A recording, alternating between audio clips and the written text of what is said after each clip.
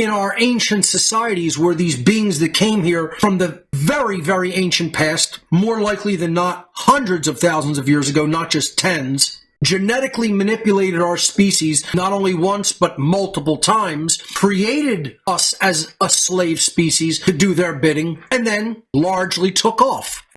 Just all of the interactions that human beings described in every single culture that has ever existed as interaction with these godlike beings. It's not fantasy. It's not allegory. Biblically, they're talked about.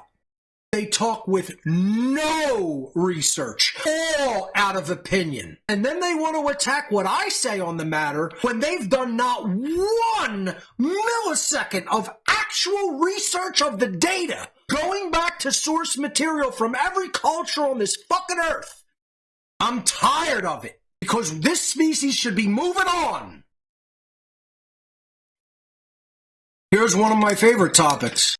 Height as being seen as the most attractive characteristic of a man. God forbid if you're a little closer to the ground than other people are. The people who are the most resistant to learning it are guys. This presentation is more for men than it is for women. Because you guys are so fucking duped, played, and dumb. And you actually go along with the programming for women and want to then say it's either just the way it is and it's nature, or women are just by their nature evil and bad people, when neither one of those things is true. This is not nature. This does not mean that women are evil. This means human beings, as soon as they've come out of the womb, have been given poor programming. They have been given incorrect information, incorrect and immoral programming. And then that plays out as the quality of their behavior that they put out in life. And then you're too dumb to see it as programming, and you want to identify it as, that's just their biological characteristics, Mark. That's just their nature. And then they'll keep making apologies and excuses about what I'm going to call height derangement syndrome. Imagine me saying, any woman above the height of 5'8", I want zero to do with because I'm intimidated by their height. Could you imagine that? Or any woman who's below 5 feet tall, I'm not going to consider a human being. I mean, picture that. First of all, what man has the same ideology when it comes to height that women display toward men? Imagine if I said, if you're not exactly 5 feet 5 inches tall, I don't want to speak to you or go on a date with you or, potentially consider you a partner. Well, what about all the women who are 5'4"? What about all the women who are 5'7"? How do you just disqualify anybody just because of a physical characteristic? In the first place, that's programming. So this is the section that I call Anunnaki programming. And again, for people to understand that, that's an extremely complicated and immense area of investigation and knowledge and data. And most people are programmed to completely ignore that, or to think it's not real, or think I don't need to look into that, or to think studying that's going to really teach me nothing of real import. So this section is called Anunnaki programming. Does size really matter? Height is one of the top factors in the minds of programmed women when it comes to desires in male characteristics. As a matter of fact, it's not one of, it's the top. If you look at attractiveness studies and you look at questions that are asked to women about the most important factors that they are looking for in a man, honesty doesn't even come first. Morality's nowhere in the equation at all. Zero. Intelligence is way down on the list. Money, way up on the list. Even above money is height. Height is number one. Money and job is number two. Think about that. Think about what I just said there. Almost all programmed women through the satanic epi-eugenics neo-feminism agenda will not even consider a man, even if he's enormously wealthy, as a good potential partner or mate if he's under a certain height. So height is the first factor in what a woman is looking for in a man. Proven by innumerous studies over the years of what women are saying they want in a potential mate or partner. Height is number one, money is number two. Once again, intelligence is way down on the list of characteristics. They'll say they want honesty or loyalty. Loyalty is usually number three. Then they'll say honesty, because almost no one enjoys being lied to, except when they don't really say that they don't know that they're being lied to, but are. Then they love it. They love all the lies that go along with social engineering, and they want to then say, this is just how I am. This is my real, genuine self. These are my real interests and my real likes and dislikes and preferences, etc. No, you've been handed them, and you've been given that mind by the social engineers. So height is actually first, then money, then loyalty, and then if it even enters into the picture, you might hear honesty, then intelligence, and then way down, almost non-existent, is, are they truly a moral human being? Do they really know the difference between right and wrong? Religion is up higher in the list, probably right near honesty. This world is fucked. It's fucked because of what we believe and how we've let our perceptions be completely fucking skewed by Satanists. People are not only captured by it, they're not only enthralled by it, they love it, they enjoy it, they writhe in it, they can't get enough. They can't get enough hurt, they can't get enough torture, they can't get enough trauma, they can't get enough abuse, they can't get enough victimizing. They love it. That's how much they crave their own annihilation, because they hate, deep down inside their fucking black-hearted souls, they hate their motherfucking selves so bad that you couldn't have a more white-hot burning flame of hatred if you tried. They hate themselves, and they want all the fucking torture and abuse that they're going through. It's some sick, perverted aspect of self-loathing that puts people into that mindset. And one of the ways they're completely addicted to their master's bidding, and that what their master wants them to think is that a person who's taller and further away from the ground is somehow better and more desirable. Height being one of the top characteristics, the top characteristics that women say they want in a potential partner. And I say, why should this necessarily be so? Are taller men more moral, more intelligent, more skillful, more knowledgeable, more capable? No. The answer is that people perceive height as powerful and therefore desirable. This is working on something called a nested desire. It's a nested desire for something from the primordial past. This is like the section that I explained far, far early on in the What on Earth is Happening podcast series called The Exploitation of Our Primal Fears. Well, this is the exploitation of our primal desires and attractions. You could call this fatal attraction, because what they're really attracted to is not anything that really truly contributes to moral betterment, spiritual betterment, true evolution of the species. They're attracted to something that has been historically perceived as being a part of the power structure. And that's what the conditioned woman wants. Control, power over others, authority, command. That's why women are being masculinized, to replace what they consider to be, in the neo-feminism movement, the patriarchy, which they actually believe is the control system. People don't get it. That's why the Eve character in biblical text is portrayed that way. This is about Satanism coming to the woman first to then lure the man in, and hence own the family, but more importantly, own the relationship dynamic. That's the familial bond that I'm talking about. This is an allegory, and we should not be seeing Eve/Lilith as the positive aspect of this. That's not to say somehow dominate and control and look at females as negative, or look at them as fallen, or look at them as of just evil nature. That's the MGTOW approach to this, which they're completely off on their analysis. They want to think this is just the nature of the female, and we should just completely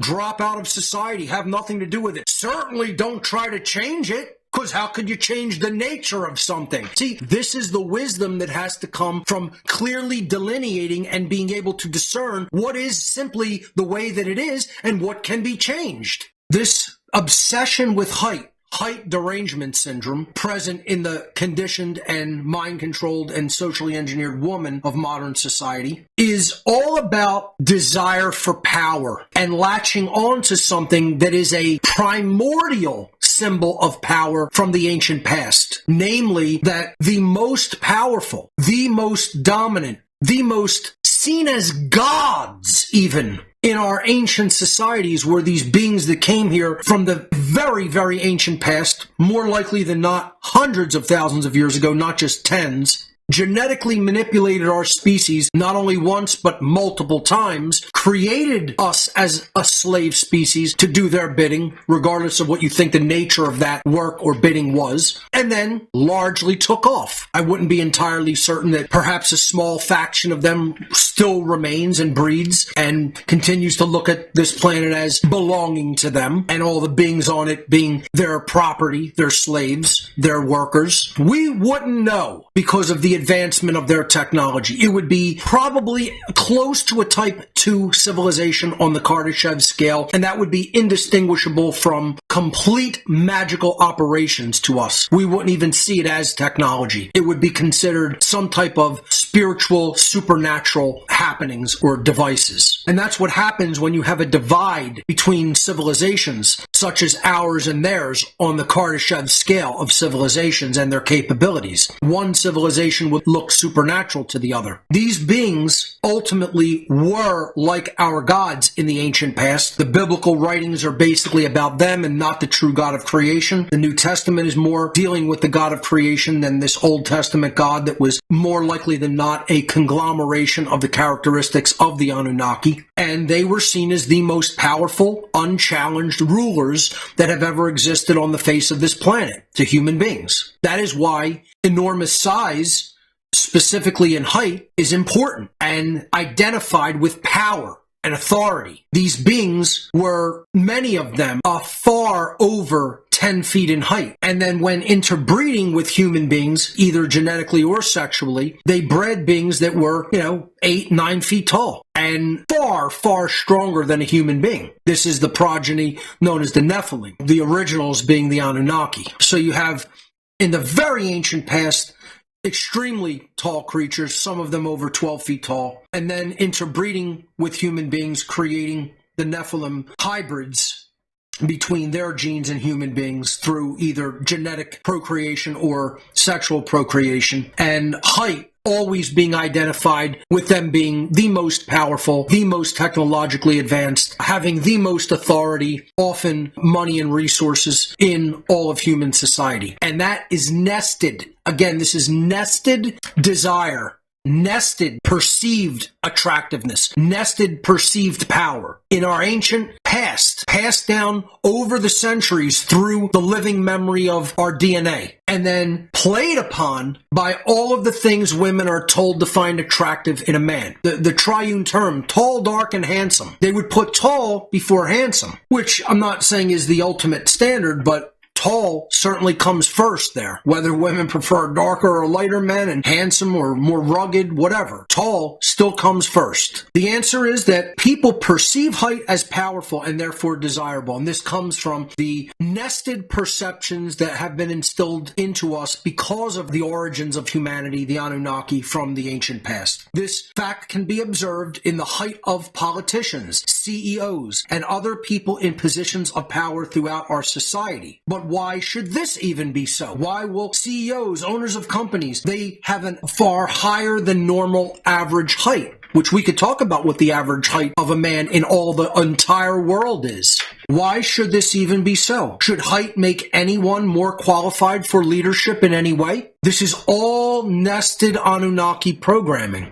If someone's taller than me, does that mean they know more than me? Does that mean they're more qualified than me? Does that mean that they're wiser than me? Does that mean that they're more moral than me? Does that mean they could do a better job? Maybe if you're a basketball player, you could do a better job. But that doesn't mean anything regarding true leadership in our world. That's all for basically you might be possibly a better fighter. You might possibly be a better wrestler. And again, if somebody really knows martial arts, height means nothing. Height can often get you in more trouble, depending on your center of gravity. It's always adaptable and ways to get around all of it. If you know the techniques to do it, the striking methods, the strategies behind it, how to be smart. A smaller woman could take out any one of these politicians shown here if she knows what she's doing with martial arts techniques. It would be, honestly, no problem if she's really trained. So why would any factor other than intelligence, skill, and morality play into whether somebody's going to be a good leader. First, you should have morality, number one. Forget anything else before that. If somebody's going to display any leadership characteristics, then what do you know? How knowledgeable are you about solving real problems and how to, instead of proposing the bullshit solutions that these shitheads propose that you're seeing on this slide?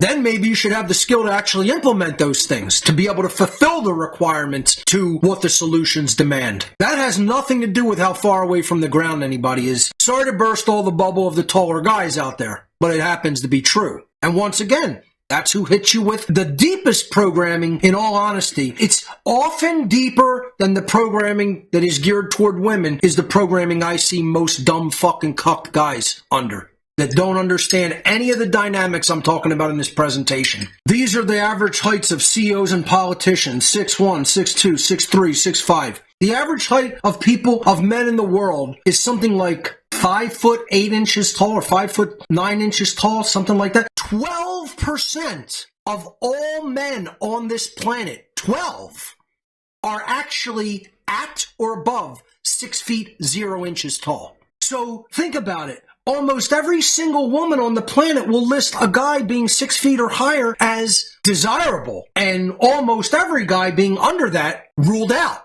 I'm 5'11", so I didn't make the cut. It's just unbelievable that this is how deeply nested this programming is and how ancient it is. It's ancient. It's primordial. It goes back to our origins and who we perceive as our gods. And then everybody they'll attack Sitchin. It's not about Sitchin. Every ancient culture in the whole fucking earth wrote about it, you dumb shit. You don't go back to the source material. You haven't read any of that material. Most people haven't even read something as essential to this topic as like the Book of Enoch, let alone delving into ancient Vedic texts and ancient Irish texts and ancient Norse texts and on and on and on. They haven't read the Upanishads. They haven't read the Eddas or the Popol Vuh even. Just all of the interactions that human beings described in every single culture that has ever existed has interaction with these godlike beings. It's not fantasy. It's not allegory. Biblically, they're talked about. Why are they called Elohim? Why is that plural? They weren't talking about the God of creation. The Elohim is the gods.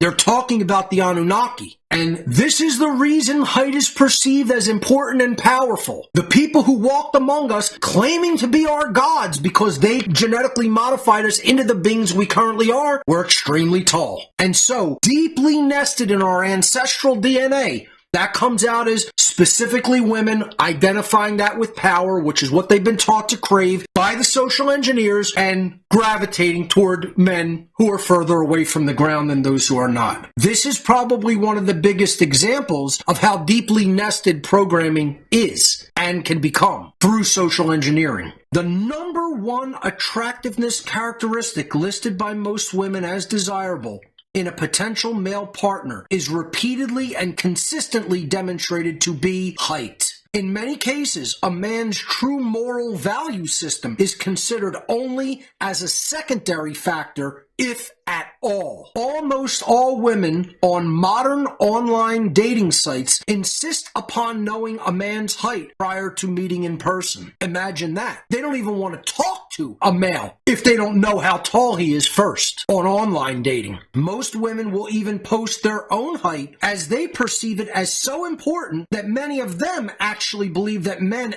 are obsessed about it, as are they. I don't know one guy that goes, yeah, if I don't know her height, I'm not going to go out and have some coffee with her. Sorry, that ain't happening. I got to know her height first. I don't know one guy that's going to go, wow, that woman there, she's very, very attractive. She's gorgeous even, and I would really like to get to know her, but damn, she's 5'5", and I only date women above 5'6" or 5'8". I don't know one guy ever that I ever met that's what's important to him. You could say looks might be important, and most of the guys I tend to hang around aren't even seeing that first and foremost. Of course, that's going to be important, but most would that I prefer to hang around would say, is she a good person? Is she really moral? Does she really know the difference between right and wrong? Is she about human freedom instead of destroying it? Those are the characteristics most of the guys I tend to surround myself with and want to spend any time with and want to surround myself with. That's the way they think, not immediately like, oh, she has to be a 9 out of 10 minimum, or, 5'8" instead of 5'5" or 5'3". I like to think that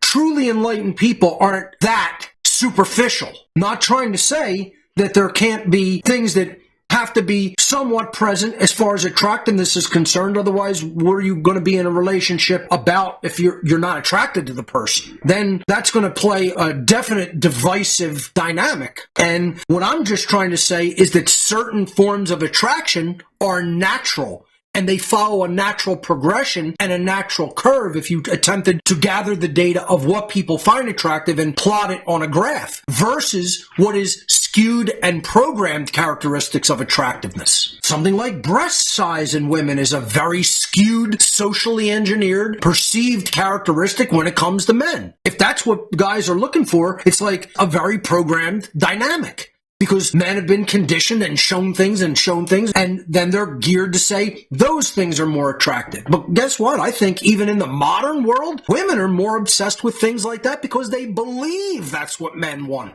Once again, I tend not to hang out with or even know a lot of guys that it's like, if she's not at least a D cup, forget about it. I don't see guys putting that out there. I see more women thinking that that's what it's ultimately that guys want. And then they feel self-conscious if they're not, more well endowed in that aspect. This is the same thing as women being obsessed with height. If you wouldn't say that being obsessed with height is just as on par if men are obsessed with breast size, I think you're being disingenuous and lying above all to yourself. Of course, these are socially engineered dynamics about attractiveness. So I was doing a lot of lurking in women's forums, particularly when I was researching this presentation to gather some data. This was not taken from a women's forum, but it's things that I heard repeatedly said over and over. I mean, vile hatred to the short in women. Tall women spewed so much vile hate for short women because they're like, I can't stand it when I see a short woman with a tall guy. The tall guys are for us. Blurting it all over these women's forums. There's so much socially engineered hate for anybody you even see as you're taking something from me just by how you are. If this dynamic were as promoted as even racism is in society, which is bad enough, there's so much more hate toward tall women to shorter women in our society that if you research it, you'd be amazed and appalled by it. The things I read in forums don't even do this justice. They were practically advocating for murder of the short. That's how bad it is. And this meme captures that dynamic. I hate when short girls date tall guys.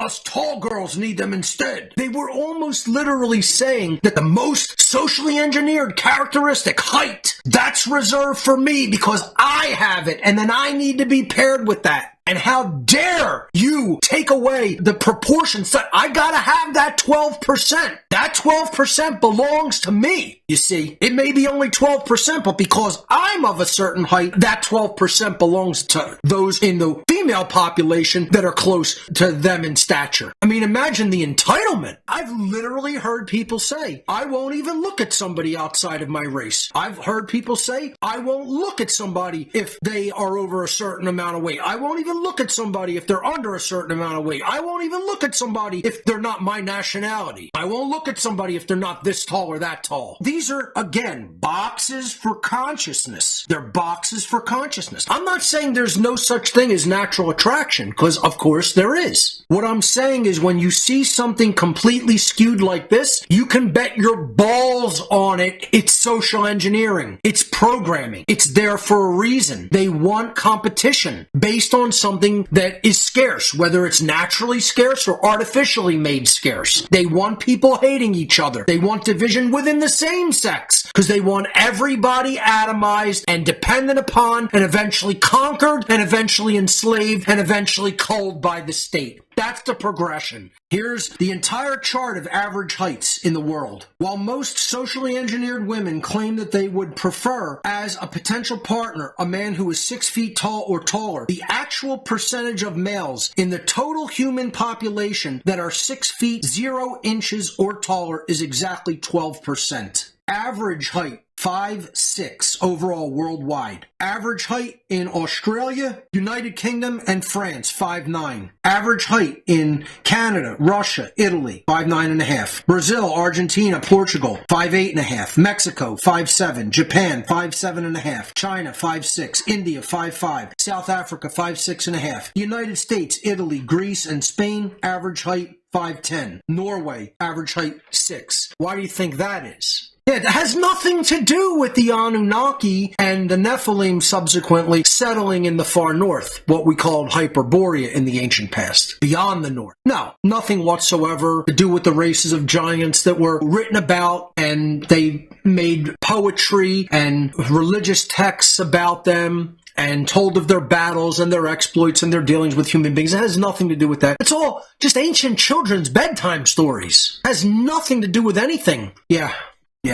And most people will watch my cosmic abandonment presentation and say, oh, that's nothing but conjecture and based on Sitchin stuff, and he was proven to be falsifying things. It's all to get you not to look at the ancient past, folks. Because if you don't understand that there's another species that has to do with our development as what we laughingly call human beings, you don't understand anything about what's really going on today at all. You just don't get it. And you're not going to get it because it takes years and years to do research that is deep and eclectic in that and not just watch some dumb fucking UFO show that shows you ultimately nothing, on the History Channel or something. But to really delve into the ancient accounts and to really go into the actual data takes years of scholarly research and separating out what really happened and what's true because it's fragmentary. We don't have the complete picture. But you can still get a fragmentary, pretty damn decent picture of what happened here. It's possible. You gotta want it. You got to work at it. It's stuff like that. It's all on the arc. But you got to work to really dig through it and use your discernment to really understand it. So the question looms, why exactly do women place such staggering import upon male height? A factor that does not make any man more moral, more intelligent, more skillful, or even necessarily physically stronger than males of average or below height. Once again, that could come from muscle tension, development of the upper and lower body, center of gravity,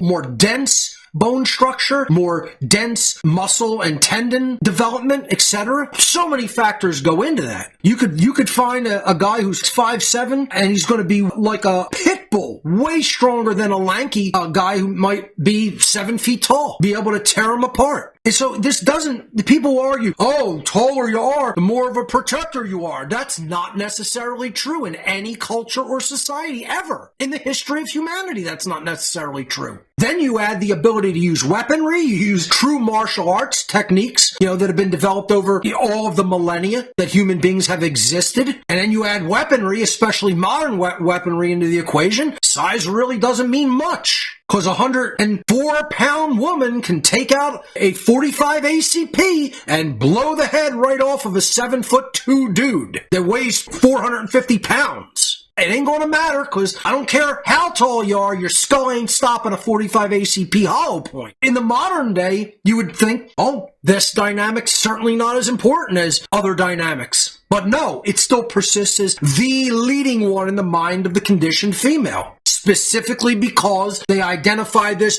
with the gods of the ancient world. Height is perceived as unchallenged authoritative power, and that's in our ancestral DNA from our ancient past and our quote-unquote creators. They would like to be identified as our gods. They're not gods. They bleed. They get hurt. They die. Like everybody else. It just takes them longer if they don't actually get hurt and killed. But their lifespans measure in the tens of thousands of years. For the Nephilim, probably in the several hundred to several thousand. And then they kept genetically engineering us down to the point where our DNA of our lifespan taps out at 120 years. And that's for the most fortunate. Height does not make someone more moral, more intelligent, more skillful, or even necessarily stronger than males of average or below average height. Once again, the Darwinists will come out from under the woodwork and trot out their tired and boring survival of the fittest theory nonsense to explain this. This is not biological progression. This is not evolution. This is not something that is just biologically instilled. This is something that is socially instilled, specifically because of the unchallenged power that the so-called gods of the ancient world exercised over all of humanity. And once again, I'm not asking you to believe it. I'm asking you to study it. All of the people who talk on this topic that I've ever met, they talk firmly from way up inside their own assholes is where they talk from. I mean, every word that pours out of their fucking gullet is coming from deep inside their own ass. They talk with no research, all out of opinion. And then they want to attack what I say on the matter when they've done not 1 millisecond of actual research of the data, going back to source material from every culture on this fucking earth. But they want to say their bullshit, ill-read, uninformed opinion is just as good as my years of hard-won knowledge with unimaginably deep fucking work, effort, and time put into the study of it. This is the satanic fucking egotism of the people of this earth. That I could look into something for thousands of hours and another jerk-off come up, never having looked at it for 1 millisecond, and say they know more about the topic than I do. That's what I'm saying. I just can't take dumb people who think they're intelligent anymore. The Dunning-Kruger effect is everywhere around me. I can't take it. Every fucking room I walk into, it's nothing but dumb people that I know 100,000 fucking times more than all of them combined. That's a lonely, tragic fucking place to find yourself. I'm tired of it. Because this species should be moving on. They should be getting this. This should be becoming common sense, and they should move on. And they can't, and because they can't, I can't. That's why I'm so fucking bitter.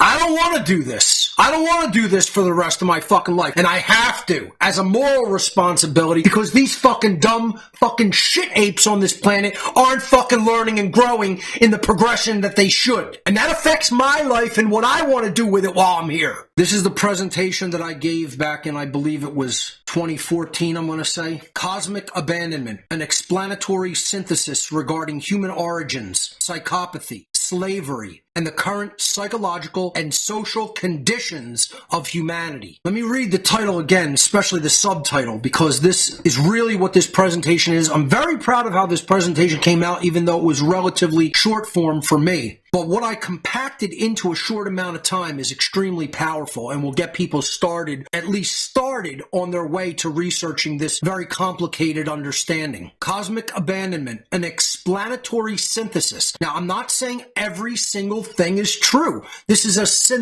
synthesis, meaning a bringing together of all kinds of eclectic data and research regarding human origins. All of the creation epics and stories told by hundreds of different cultures over the years, over the centuries. It's an explanatory synthesis toward why psychopathy exists. The condition of certain people not feeling anything, having their emotions not even there at all. From birth, in many cases. Sometimes it's not from birth. That's called secondary psychopathy. When someone seemingly from a very young age is born and they can't experience the true range of human emotions, that's a primary psychopath. The second kind is called a secondary psychopath, which the emotions are eventually dulled out and perhaps numbed out altogether because of a human being's experiences in life. And over time, their midbrain becomes damaged and not really providing the full range of human emotions. That is called secondary psychopathy. It's an explanatory synthesis regarding slavery, especially modern day covert slavery, namely through government. And it's an explanatory synthesis regarding the current psychological and social conditions of humanity. Why we're in the mind states, the states of the psyche that we dwell and exist in as a species, and our social conditions, which is the human condition of slavery through government. This is what this presentation postulates: an explanatory synthesis regarding. When you put all of these factors together, these are the things that led to it being the way that it is now. I am trying to explain all of human history in this presentation that is of any true importance. You know, the movie directed by Stanley Kubrick, 2001, A Space Odyssey, one of my favorite movies of all time. The thing that I love that it does in the movie is it dismisses everything from the creation of the first weapons and the first violence done with them by our proto-hominid ancestors, all the way up to the space age when man finally develops the cosmic mind, becomes the cosmic child of the universe, and eventually becomes truly enlightened and then can go off into vistas of consciousness as yet unexplored. I love that Kubrick, in his brilliance, when the bone that the proto-hominoid throws up in the air after cracking some animal's skull with it is twisting and turning and tilting, and it turns into a space station. That is just basically ignoring every other factor in all of human history deliberately. That's ignoring every sociological and historical event that has ever occurred, and saying, from this moment, nothing else mattered until you got to this moment. And that's the story he's telling in 2001. And it's brilliant. If people haven't seen it, they certainly should, and they should make strides to understand it. That's the presentation. And I'm saying here as a matter of needing to study this Anunnaki programming, social engineering aspect of neo-feminism and the satanic epi-eugenics agenda further, the true answer will require much more research and a total re-evaluation of human history from the version of history we have all been conditioned to accept, which is this linear progression from a non-developed civilization up through a more advanced developed civilization, which is so false on its face that it's completely laughable. If people think our current conditions developed in a linear progression in a linear way, you're so delusional. And this is what most asinine left-brain egg-headed scientists think, that they have the correct version of history based on all the fucking lies and bullshit put out there by almost all of the archaeologists and anthropologists over time. Those early archaeologists that did try to dig into our ancient past, boy, did they get fucking steamrolled, co-opted, killed if they didn't cooperate, bought off. And the amount of bullshit put out by them over the years that then subsequently got completely entrenched into anthropology as well and other sciences, it's just devastating to the field of true historical recovery of our ancient past and our origins. See my presentation, Cosmic Abandonment, for more information on these specific occulted topics. And folks, like I said, you have to do eclectic digging. This isn't something that you read one book and you say, well, I accept that, I got that figured out. Or you read one book and you say, no, I don't believe that, it's all nonsense. You have to do digging and digging and digging and digging into an enormous data set. And you got to take it all in. You got to make the time and the effort and the willpower to take that all in so that you can really understand what has happened here and is now still continuing to happen here.